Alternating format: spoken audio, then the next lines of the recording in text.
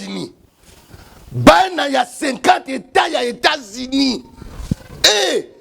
Oyebi kezaya koningana na kati États-Unis. Balobi service traiteur.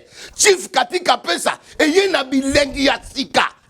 Oyebi ke na sutumuki mpona ezali kamo nanu esalamate me esalami na kati ya États-Unis. Service traiteur chief katika pesa. Eye na makamo ya sika. Eye na innovation ya sika. Balobi olingo salisa fête na yo. Au mariage. Ba anniversaire ya minene. Mwana na yo asilisi kerasi. Kamata mbongo na yo. Kubebisa mbongo na yo te yaya. Kenene yango na service traiteur chief katika pesa. Opesi mbongo na yo. Bilengi. Opesi mbongo na yo. Kene kolala na yo pongi ya mukwake. Olali pongi na yo ya soro. Ya ba bebe. Keli dodo. Tango koya na feti. Okoyoka banzungu ya chauvandisi. Oyo ya kitoko ya mokwake. Biloko yesila ka moto te. Okoyiko sala situ. Biloko jo ben na moto yaya. Opesi mbango na yo. Otoni na bisengo. Service traiteur chief katika pesa. Yango ne makambo. Eja mosika te. Tala nenge service eza iko salama.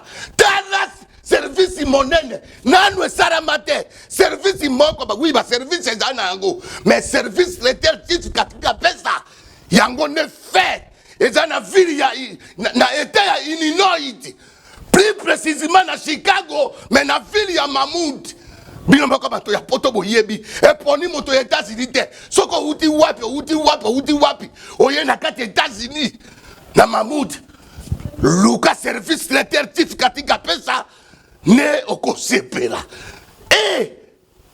Service traiteur chief katika pesa yango ne makambo yango ne solution epa ya mère kati kapesa pe na bosanite ba oyo ya ye ya motema mama Sylvie Mukadi na kati ya Dallas na pesi ye bambote et puis na bosanite Eliani Nitu le service traiteur la Providence na kati ya Paris oyo babengi Panama na pesi ye mbambote na bosanite le haut sommet papa kapesa le grand sapeur na kati États-Unis balobi yonde le haut sommet balobi masolo ya service traiteur chief kapesa yango nde makambo service traiteur chief kapesa number 1 na kati États-Unis soko yete baloka yo soko kotaki kuna te